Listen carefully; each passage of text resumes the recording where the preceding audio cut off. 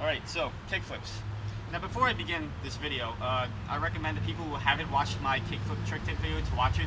It's called the ultimate kickflip trick tip, and it's the ultimate because it's like 10 minutes long. I go through really intricate detail on the kickflip and just breaking it down piece by piece so you can follow along. And this is just the common problems portion. Like there could be something in the kickflip that you think you're doing right, but maybe you're doing it wrong. So I would look back at that just to see like you're doing everything correct. And I also want to mention that the kickflip is mostly just weight distribution and technique. Like you can have the most terrible, god-awful looking stance for a kickflip, but if you know the technique and the weight distribution behind it, you should still be able to get it. But if you are new to kickflips, I strongly recommend that you don't start in that stance. That was just to prove a point. But when it does come to stance, just look at my other video. I talk about the foot placement of the kickflip and what you should be looking for. So I guess we'll begin. Alright, so the first common problem, which I hate so much because I know everybody is going to run into this problem, and this is most likely your problem right now. And that problem is, you flip the board and you do something like this, or you do this.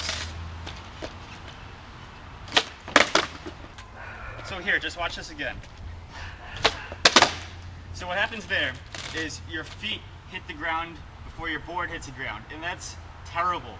You never want to do that because you will land nothing. Do not keep doing that because you're training your feet into doing that bad habit. Like every time you kickflip, you're going to keep doing this, and you never want to do that. And you really want to get rid of this bad habit before it gets worse, because the more you do that, the more it gets ingrained into your head, and then you keep doing that over and over. Now one thing you can do to try to correct this problem is to do half kickflips, like this. And yeah, just land anywhere on the bottom of the board. And what that's going to do is it's going to train your feet to come back around on the board. So if you keep doing this, you're pretty much setting yourself up for failure, because you kind of need that foot above the board in order to land the trick. So this is not working out right here. And another thing I should mention, which I probably should put more stress on, is once you do the kickflip and everything, just pretend the board's spinning. Your front foot's right here, your back foot's right here.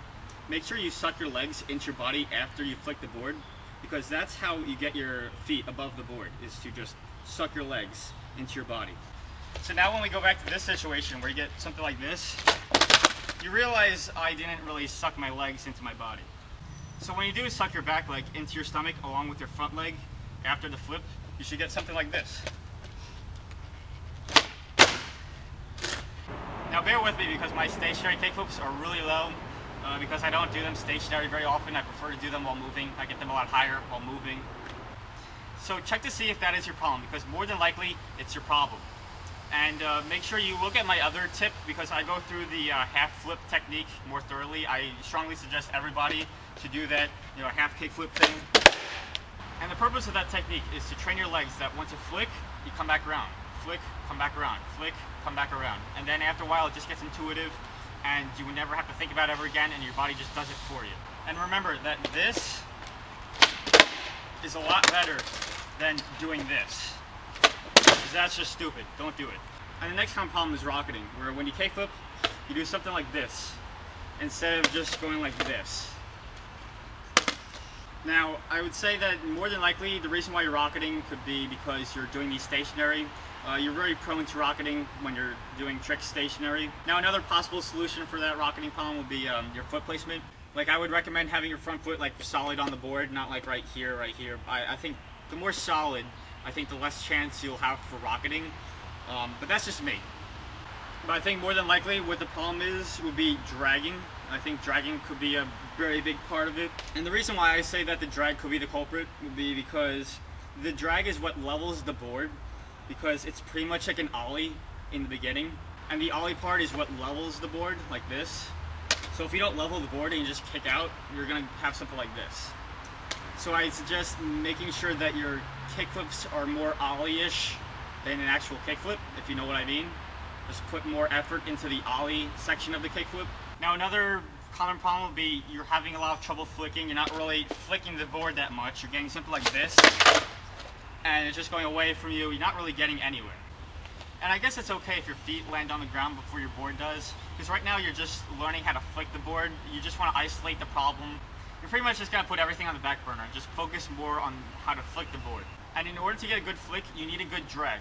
Do not drag up the board like this, like how it's flat. Do not drag the board up flat. You want to drag up the board like at an angle like this. That's how you get a good drag. And also make sure that your foot stays in contact with the board the whole time. Don't just raise it up and try to kick it.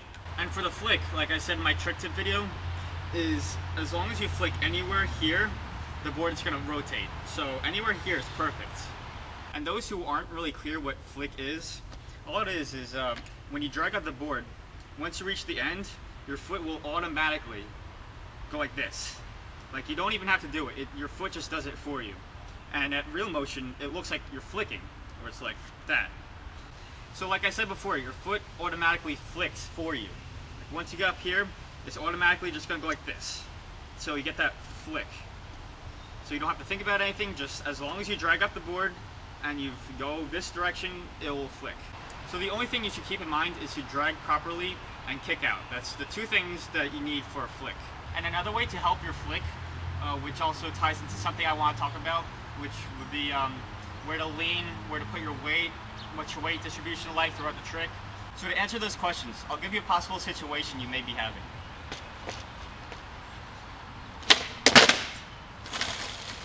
And what is different from this kickflip was that in the other situation, my board hit the ground before my foot did, which is what you should do. But the reason why you had that problem was because your weight was off.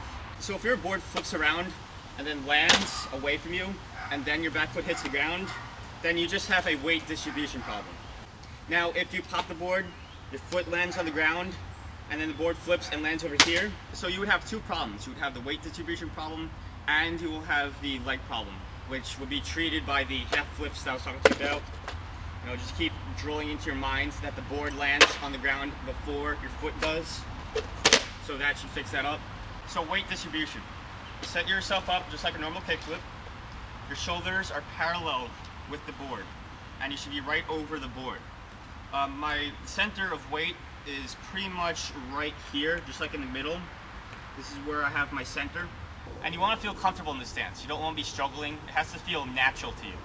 So we have all of our weight right here, covering this area right here. And when you start the trick, the key is that your weight does not move from this area right here. Your weight stays in this one spot. And what I mean by that is sometimes when people kickflip, their weight moves to the back. And what happens is when your weight moves to the back, your board goes forward. So the key to making sure that the kickflip stays under you is to make sure that your weight is over here in this area the whole entire time. So if my weight goes from here and moves here, like this, you see how I just moved over there? The board goes that way. So if we make sure our weight is right here, stationary, throughout the whole time, you're not leaning anywhere, you're just right here, then you should get this. Now, I strongly recommend you do these while moving. It feels a lot better, in my opinion. So to recap, you never want your weight right here to start moving, because then your board will go that way. If your weight is moving this way, what's going to happen is you won't get any pop. So that could be another problem you could be having. You could have no pop, which could be because you're going this direction. So just remember, your weight is right here throughout the whole time. If your foot positioning is like this, then your weight is like this the whole time. If your foot positioning is like this, then your weight is like this the whole time. Alright, so last common problem. You could be just popping and doing like a pop shove, just doing something like that. Or you could be doing varials by accident and you don't want them. And you're kind of prone to doing this while moving. And a way to fix that is to make sure you pop down. Do not pop like this. You want to make sure that your pop is solid and vertical. And this is also something you should be thinking about when you're doing the kickflips rolling.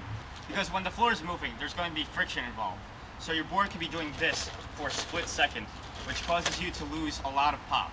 So I recommend just getting in there and just pop the board vertical and down. And another possible solution to this problem would be making sure that your drag is proper. Like making sure that your foot is in contact throughout the whole time. And just look at what I said before. I don't remember what I said before, but it was important.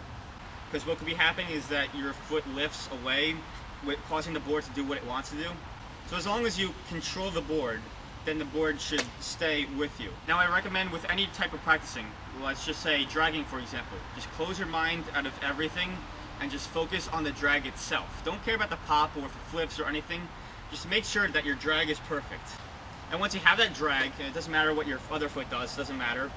All you have to do is just put those pieces together and then try to land the whole thing. You want to break up the trick as you go along. You don't want to take the whole thing and go for it. You just want to just do like a little bit at a time and then put it all together. Alright, that about wraps up the common problems video for the kickflips. Make sure you watch the first video just to get an idea of what I'm talking about. So if I missed anything or I didn't put enough emphasis on a few concepts, then I guess I could make a third kickflip video. But I think right now 2 should be sufficient enough. And also remember to practice, practice, practice. Because what I'm doing is just making a guide for you, and it's up to you to do everything else.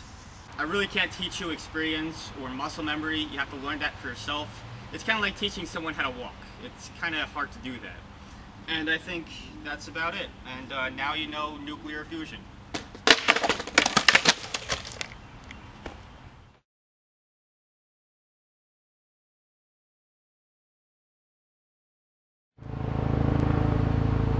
Now bear with me, I